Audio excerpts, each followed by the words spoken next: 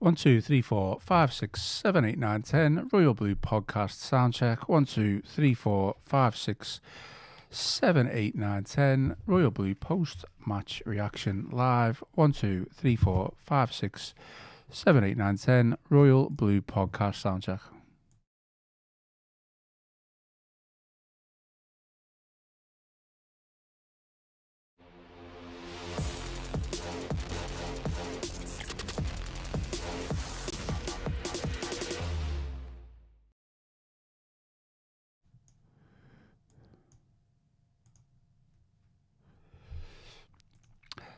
Everton 2, Burnley 0. Everton finally win a game at home after the 8th time of asking, and the 3 points was thoroughly deserved.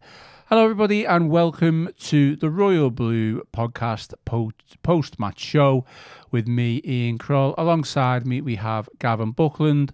We are live on YouTube, so please interact, get your questions in, get your comments in, and let us know what you thought of tonight's game. As always, subscribe to the channel and share this podcast and tell your friends about us if you haven't already.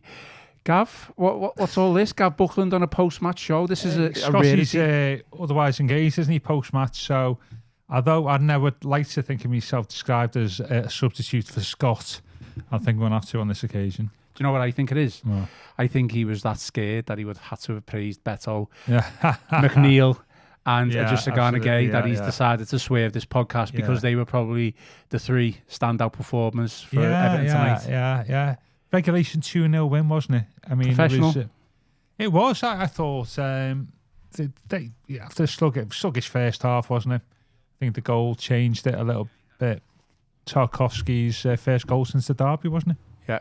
And you suspect that they were probably a little bit deflated after their defeat to Brentford in the circumstances that on Saturday, and their heads went down quite clearly. And the second half, got the goal. It was a few parties, 6 without, weren't they? You know, Garner Gay, Beto, few flicks, NJ, as you would expect, and maybe disappointed that we didn't add to our tally of 2 goals. And we weren't really troubled at the other end. I don't think Jordan had to make a save like he did until the very end. At the end, yeah. I missed the very bit at the end actually because it was rushing back to get to this podcast day.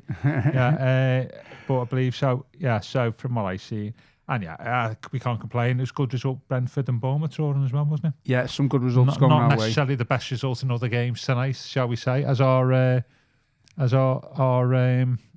viewers have just told us. Well, I know Sunderland won. I know Leeds were at a 1-0. We're winning 1-0, but they've had a goal disallowed. Yeah. And then Sunderland end up winning. So that's obviously keep the pressure on us in terms of a European place. We've got a comment there from Tim Kay, who says, I met Gav on the walk. I saw Tim, yeah. She had a good chat from, lives down south, gets through the home games.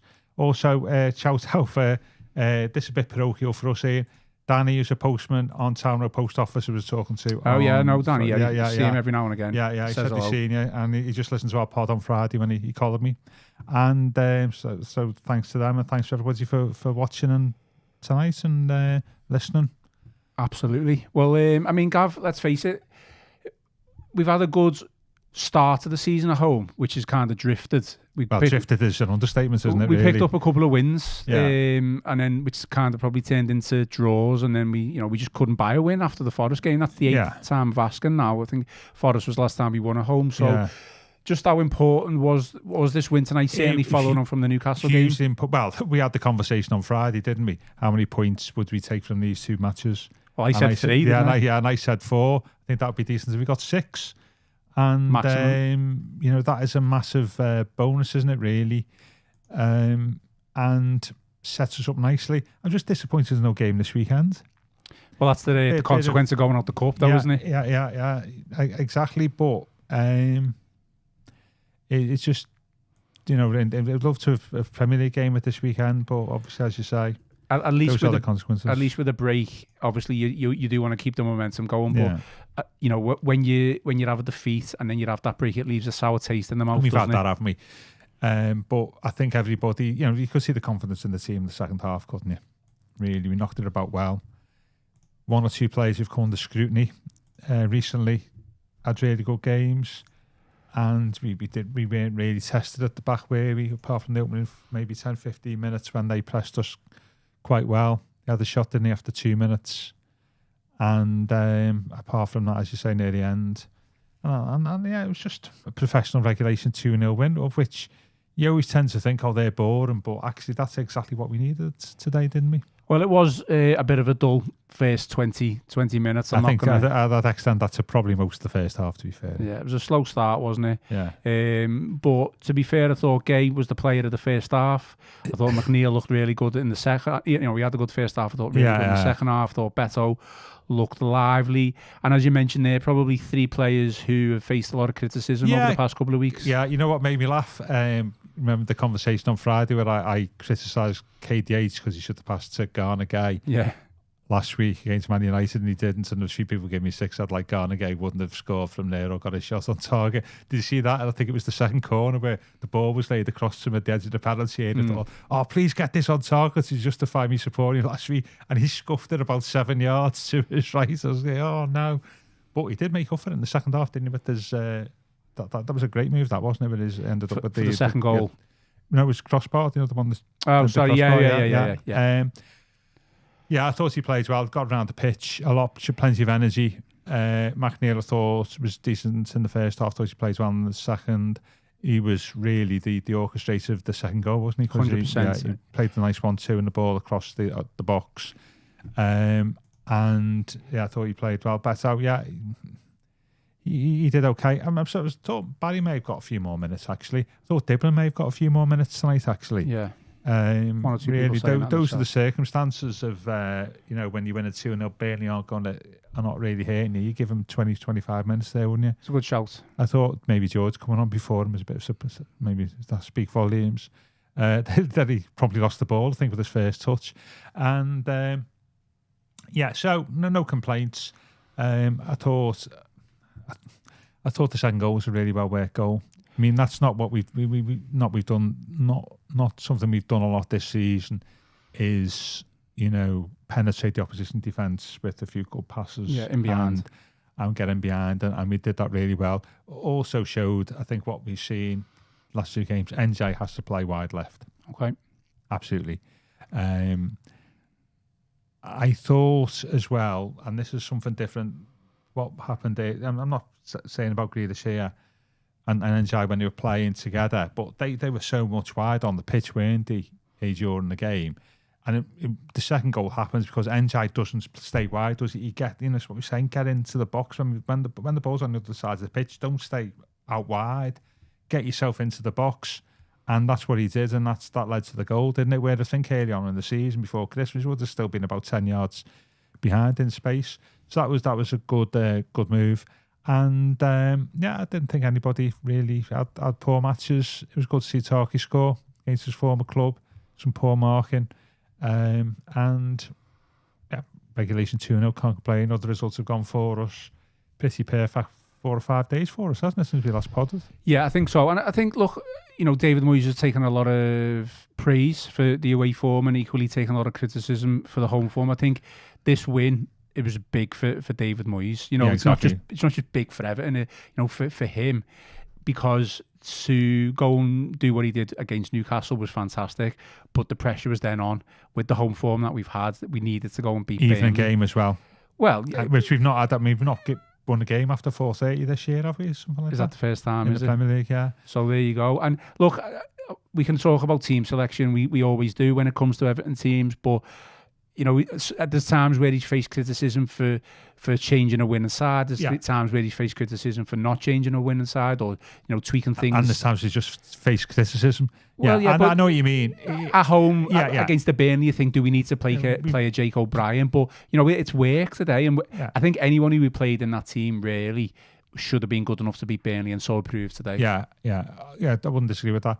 For the last 3 months, we've had a good result away from home. We think, we can get a result at home, push up the table, and we've sort of fallen flat on our face, haven't we, really? So it was good just to change that seesaw effect where we just I was talking about this before the game, the last sort of 4 or 5 weeks with Moyes is win, we're doing really well. We can get into Europe, get beat. Moyes, get rid of him, not doing the job. not scoring enough goals, all this type of stuff. I mean, and it's been a wicked cycle, though, hasn't it? Yeah, it's actually. And to be fair, as you say, there's an element of understanding the fans within that, and there's some truth in it, really. That there are occasions where he's not done his best management role and his players haven't performed. But you can't complain about the last 2 matches. It was just good to see that second goal today. We need to score more goals like that. And we really are a far better team, and this has really not happened this calendar year when NJ and Dewsbury Hall are on blob. And they were at Newcastle, and I think they were today. NJ can overplay it still a little bit. Yeah, he does a little bit, doesn't he? Yeah, dribble a bit too much. Should we have had a penalty? Was that? It looked like it was outside the area to me, but I know it was checked. Yeah, for NJ when he went down. Yeah, my friend next to me thought that he dived, but I didn't think he dived. It just maybe wasn't a penalty. I don't know. Yeah, I don't know which one you're talking about. And that would have been harsh. I think the really justified, and I think it would have had the moment, is the one where Garner Gay broke through the middle and we had the sort of 3-on-2 position. And Garner Gay, I think, first was always going to pass to Beto, then he thought he was going to have a shot. He delayed the pass. And then he delayed the pass to Enzo. I was an offside position. I think we could have done better with that. And I think that the feed I had, I think it went to the touchline, and Moyes, I think, didn't look too happy. But they're minor gripes, really, aren't they? I think he was caught in 2 minds of, like you say, whether to pass to the 3 right, minds, wasn't it? to the left, or shoot. Yeah. And in the end, he did neither. And that was that was frustrating, because that was probably an easy chance to go. I think that made the 2-0 thing. Yeah. And we had the Branthwaite heads in the first half. I couldn't believe, having scored the goal that we did at Newcastle, we did exactly the same. And Branthwaite was left unmarked. And yeah, can't complain. So it's always good, isn't it, when you doing a pod when you've won, and you can't really say a lot apart from well played, boys. There's an interesting comment there about the next 2 or 3 Premier League matches at home. My suitors, because we're playing so made a note of that. Chelsea and Liverpool. I thought that was a really good point. Mark Foster says the next 3 home games actually suit us. I think we can definitely get something against Chelsea and Liverpool. I think we get something against City. Did you see them against Leeds on Saturday? I mean, we're the better team than Leeds, and Leeds caused them lots of problems. So, and that would be getting towards the end of the season as well. So I think for all them 3 games at the moment, probably look a little bit easier than what they did say a month ago. When we were talking about, we need to start winning games away from at home because we're winning games away, and you think, we got some tough games coming up. Well, in the last week or so, those fixtures look easy, don't they? Collectively as a threat. Everything looks easier when you're winning, doesn't it? Don't come on. Keep up the good vibes. No, I am. I know that is a positive thing. Yes. Look, we'll come on to what Everton can do for the remainder of the season. Let's just stick with the game. Let's look at some individuals. We've already briefly touched upon them, but McNeil and Gay. McNeil's taken a lot of criticism, and obviously was nearly, he was on the out, wasn't he? He was on the verge of joining Crystal Palace. He looked revitalised today. Look, I think there's context needed. It was against the Burnley side who was struggling, but he looked good. I thought he looked good, and I still don't believe he's a right-sided midfielder. No. You'll never convince me that he is, but I thought he looked good today, and like you say, he made that second goal, and I will get the assist, obviously, for the Dewsbury Hall goal, but if it wasn't for McNeil and his bit of skill and his effort to get that ball over across the pitch. He just worked hard. He threw a couple of challenges in. I know that's just basic stuff. He looked the threat. He came inside a lot and made himself available. And he just had a good game against a Burnley team that struggled. And so no complaints. Yeah, it was an easy game for him. But we've had a few games on paper, haven't we, at home this season? Look, this would be a pretty straightforward win, and we struggled. We can't complain. Is that another £5 million on his valuation? 25 million now to Crystal Palace. I don't know. It's interesting on that. Well, that's for the summer, isn't it, to be Park? But yeah, did well, and hopefully take a lot of confidence from that. And he fully deserved his ovation he got when he came off the pitch. I thought that was nice from Moyes to do that. Just Garner Gay as well, we mentioned. I mean, like you say there, it was a potential for goal of the season contender if that had gone in. Obviously, it did hit the bar, but does he look like? does he look like he's come back? He's come back from AFCON and he looked a little bit maybe tired and fatigued. Is that the first time since he's come back where you think he's a little bit more revitalised? He's got a bit more energy. He's played 3 games in 9 days? Is it? It's a lot. Yeah, and the third game he played well against Newcastle and all. Yeah, the third game perversely he appeared to have the most energy of the 3 matches. I thought he was another one. He won a hell of a lot. I don't know what his challenge record was for this match, but he appeared to win a lot of 50-50s and win the ball back. I mean, I think he did that as part of the shot that hit the bar. I think toss up between McNeil and Garner-Gay, I think, for our man of the match. I agree. Garner-Gay for one of the few times this season outshone Jimmy Garner, who had a quiet game, actually. Jimmy Garner. I think Gay looked like he's done this a couple of times more. He's with him this season where he's been the midfielder, along obviously with Dewsbury Hall, but to have that little bit more attacking intent and to get up the field a little bit more, and surprising for me because he's never usually been that type of player. Well, you've got that luxury against Burnley, haven't you? You go and it would be a big mistake just to play 2 sort of midfielders in front of the back 4 against the likes of Burnley. With due respect to them, team that's second from bottom, are they? Yeah. And so I would expect them to see in and around the penalty area. And that was good to see. And I thought, as I say, he worked hard today. Some nice 1-2s with NJ. And, we linked... Again, we got to take account of the opposition, but there was times today when the passing between Dewsbury Hall, Garner-Gay and NJ was really sharp and crisp. First time passes trying to play in triangles, which we've not seen that many times this season. That's when you can do that. That gives you opportunities to break the opposition break through the opposition defence, because you can take players out of the equation, can't you? And it was that was good to see. Nice little triangles at speed. And I still think on occasion that we can get more people into the box. There was once where you see where McNeil got behind the defence in the second half, and he looked up in the cross and said, "It was only better in the middle." We need more people there, don't we? There was a couple of times where we've done this previously anyway, but like you say, ball goes into the box and it's just a punt in there. Really. I think it went over everybody, and there was nobody at the far post. Yeah, and that's where perhaps you need your fullbacks further up the pitch. Thought Mikalenko did okay. Yeah. His back pass to Pickford in the first half was a bit scary, wasn't it? Yeah, that was. Yeah, but I don't think Branthwaite helped him out either. No. I think he could have done better, obviously, Mikalenko, but Branthwaite's pass was a bit dubious. There was a couple of loose passes to Pickford and from Pickford in the second half. But from my angle in the press box, Mikalenko's back pass, it looks like it was just going to rock us in, to be honest with you, because you're deceived by being that high up in the stand. Yeah, Mikalenko was fine. But you know what? He gets stick, Mikalenko. But there's 1 or 2 matches where he's not being great. I think Bournemouth probably be one. But most of the time when I see Mikalenko, I think he's okay. Do you know what I'm going to say? Just interrupt you there. I think we've all said this, and I think tonight confirms it, that players play better when Jared Branthwaite is in that team. When he's in his proper position, I think Tarkowski looked a lot more assured. Even without the goal, I thought he was a better player.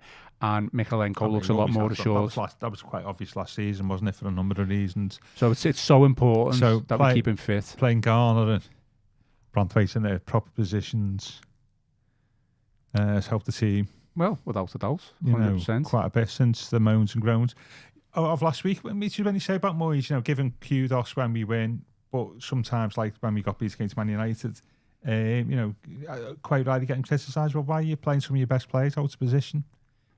They should be the ones, put them in the best position first, then build around that. And and it's noticeable that he has gone back to that. The other thing as well, noticed from corners today, we didn't populate the 6-yard box, did we? As much as I was surprised at that. Yeah. It was more of I think Garner's initial couple of deliveries weren't great. No. But then they did improve. Obviously, we ended up scoring, didn't we, from that free kick anyway. So, yeah, I mean, that was just a mad one against United, wasn't it? The tactic that we were trying to employ. Yeah, but, they tried to employ it, didn't they, when they were taking corners? I think they coupled, didn't they? See the Arsenal-Chelsea game. Yeah. And Yeah, it was no sure that we changed it slightly, didn't we, today? Not to cram the 6-yard box, and yeah, I mean some of the deliveries were poor by Garner at the start of the game, but can't complain. Jenny Ratcliffe says McNeil had probably his best game for Everton tonight. Would you agree with that? Oh, no, I'm not sure about that. Not his best game, no. No, I would say it was up there with one of his best games. Did you see his goals and assists last year for 21 games? Was it 12 goal involvements in 21 games Maybe, last year? but do you know what though? As a complete all-round performance today, in I terms think of he's up there. defensively, yeah. I think But Palace, he looked good going he forward won as the well. Palace game last year, didn't he, at home 2-1. He was actually taking people on, and actually it was working. Yeah. So no, that was good there. Yeah. Strength and Honour, a lot of comments on McNeil, so we'll read them out. Strength and Honour says McNeil proved us all wrong and has put in a shift. Another one on McNeil. McNeil looked like a different fella today. Great to see him in the squad. Few nice touches, but he is the most left-footed player I've ever seen. But he did I've seen a few left-footed players. Do you know what? He actually had a shot today with his right foot. Yeah. I was actually shocked. Yeah. It didn't go in, obviously, but, it was worth a go, worth a punt. When he scored the worldie for Burnley at Goodison, didn't he, in COVID? I think he was probably our man of the match with Garner Guy. Be interesting to see. We were talking about on Friday about what does Moyes think his best team is.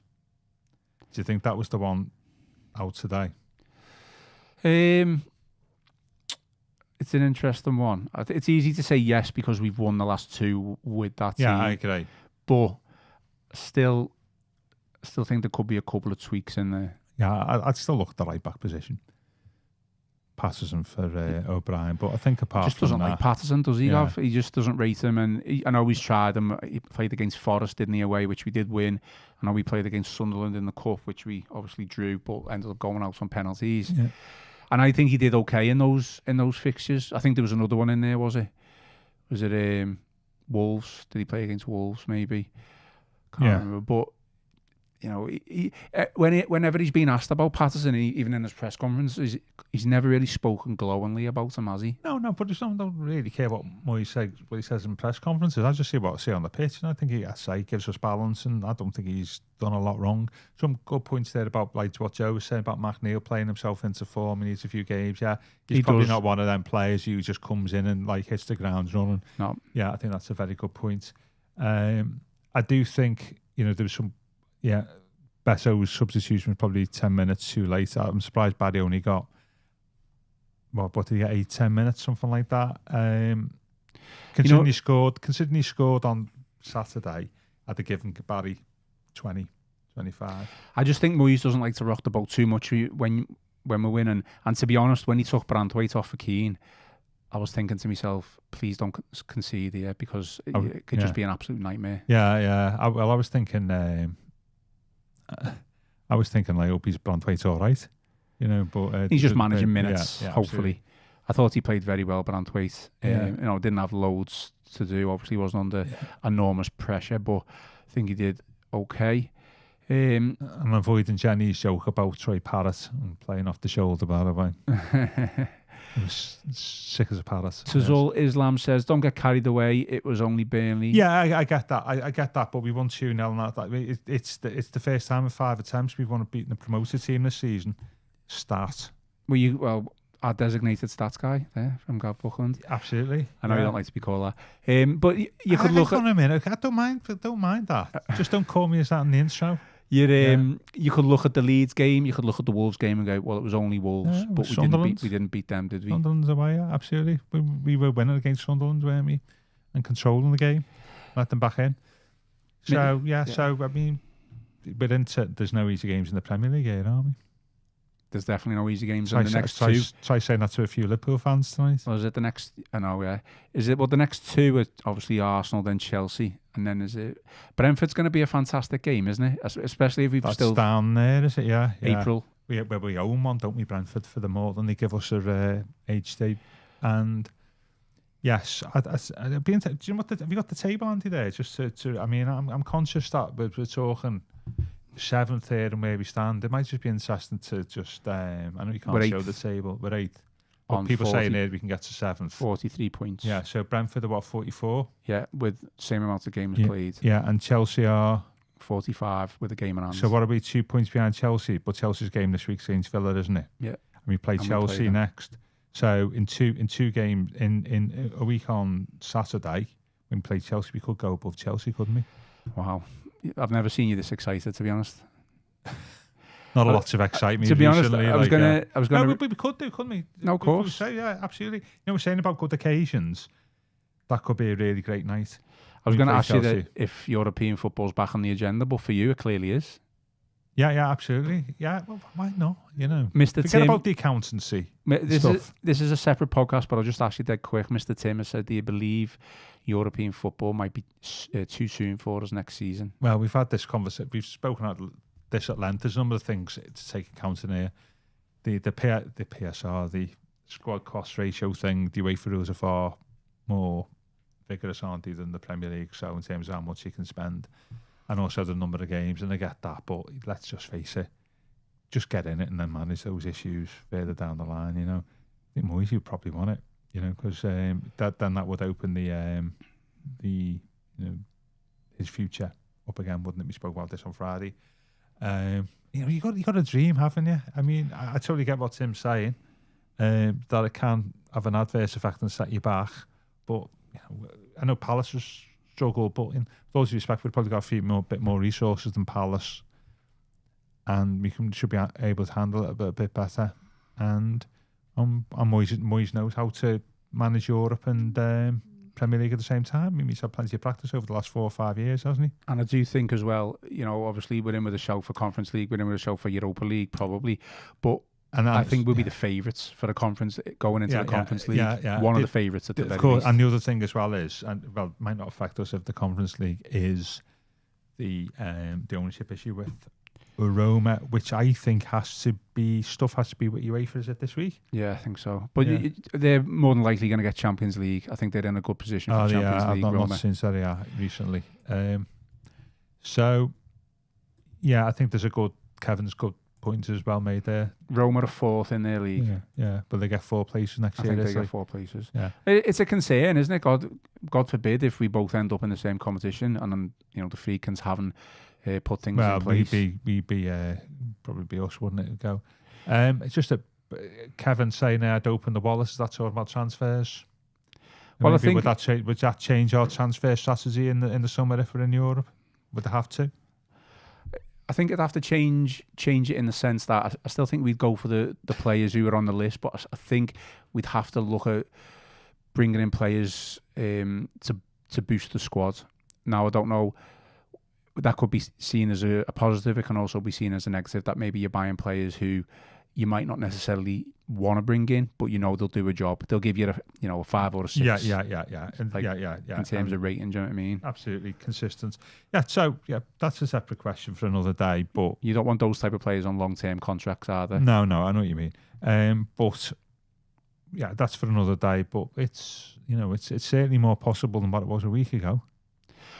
Look, there's plenty of games, and I still think there's going to be a lot of ups and downs, isn't it? Arsenal next. It's not going to be easy. That Chelsea, Liverpool, Man City run of 3 home games, it could depend on that, couldn't it? If we can get points off those 3 matches, then that's a start, isn't it? Do we go to Arsenal, obviously with no fear ourselves, because we've got the second best away record in the Premier League? Do Arsenal maybe fear us a little bit? Well, the pressure's on them, isn't it? Yeah, absolutely. Yeah. Arteta and Moyes always like think, but got a history together, haven't they? Right, we're going to finish off in a minute because we're going to. Some of us have got to go home, haven't we? We certainly have. Yeah. Just 1 or 2 final points. You think with Beto? I know he's only had two games where he's picked up a little bit of form. He scored against Newcastle, and I thought he did well today. I thought he was quite lively. But one thing we've been missing this season up front is competition for places. Let's face it, when Barry's in and he hasn't performed, Beto's gone in, and it's vice versa. It's not really like Beto has been the best striker and Barry's kind of forced his way in. Yeah. Almost Barry's been in there by default because Beto's been poor. But now, I think the others, yeah.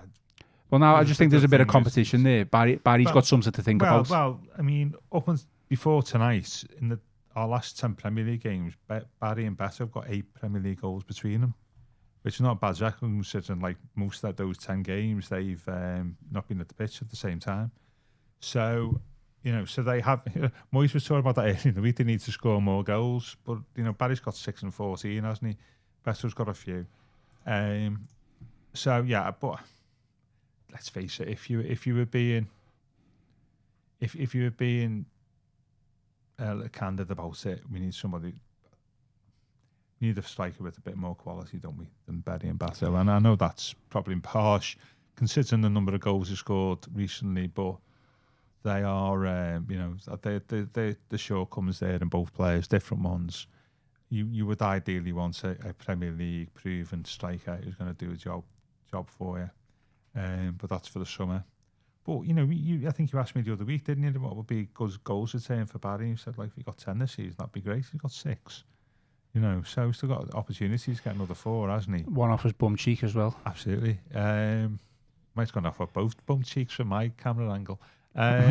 And yeah, so yeah, that's for the summer, isn't it? But I think at the end of the day, we're not getting ahead of ourselves here by talking about Europe, are we? We're in 8.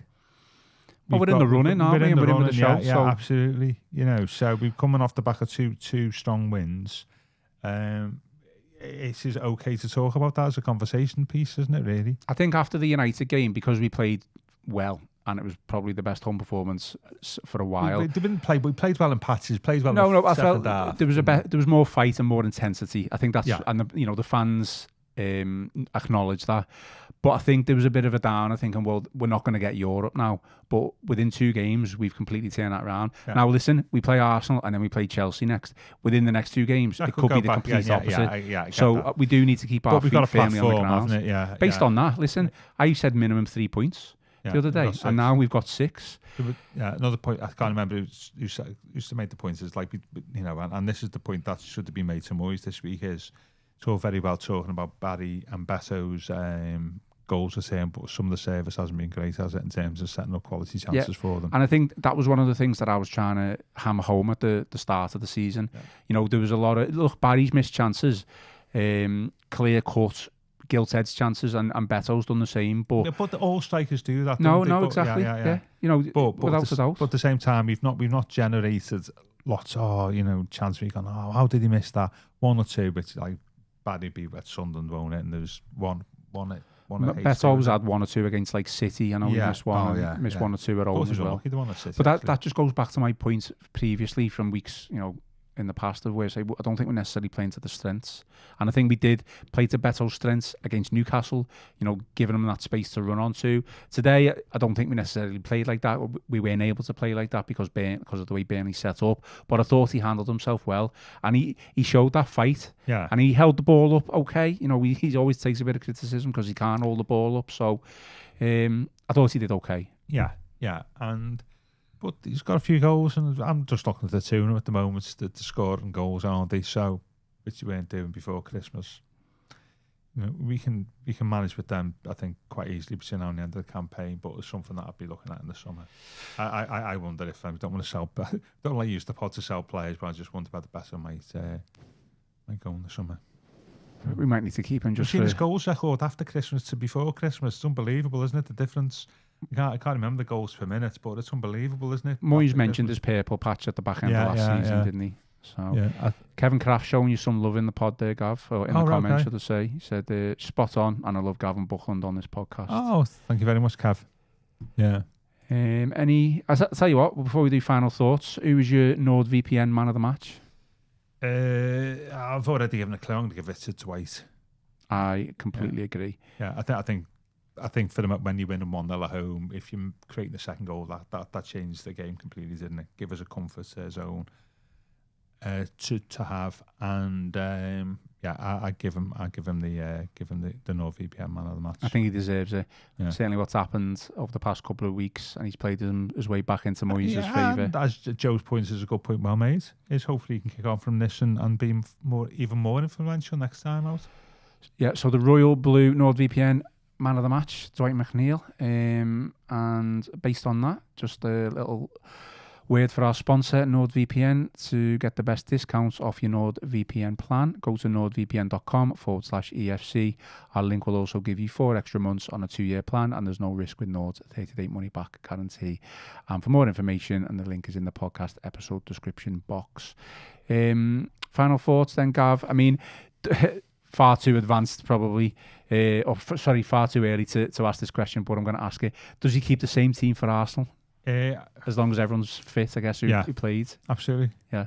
Definitely Arsenal, because I think you need the height of O'Brien at right back, don't you? And Beto probably gives you that bit more physicality than what Barry does. Yeah, absolutely. And McNeil probably does as well. Yeah, but I definitely, you don't want a team of like 6'4" players, but I definitely keep O'Brien in, and I think the way Garnagay plays tonight, there's no space for Irabunum there. You keep the if you won 2 games on the run, and then with the same team, then you don't change it the 3rd game, do you really? Unless there's an injury. And I definitely keep the same team for Arsenal, for not just that, but I think for the type of players that Arsenal have got in this style of play, that we would need the likes of O'Brien on the pitch.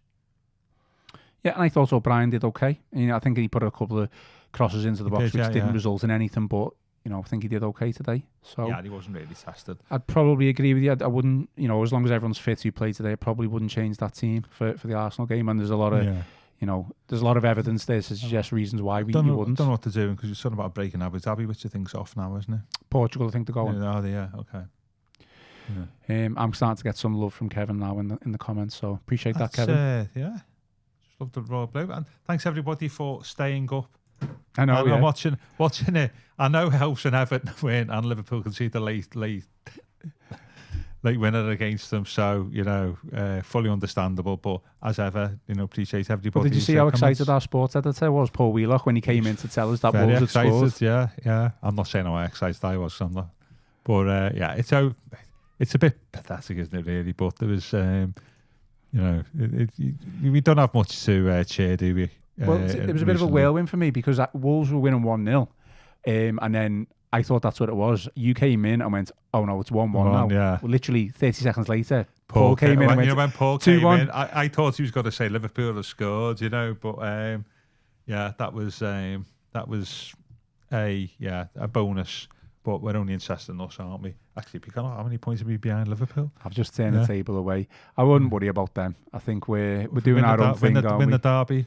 HD, you never know. Oh, I've never seen you so excited, Gav. Well, I should do more post-match when we've won. Yeah, when we get defeated, I'm not so sure. I'll be honest with you, it's been a slog, these post-matches over the past couple of weeks. I feel sorry for Scotty, yeah, absolutely.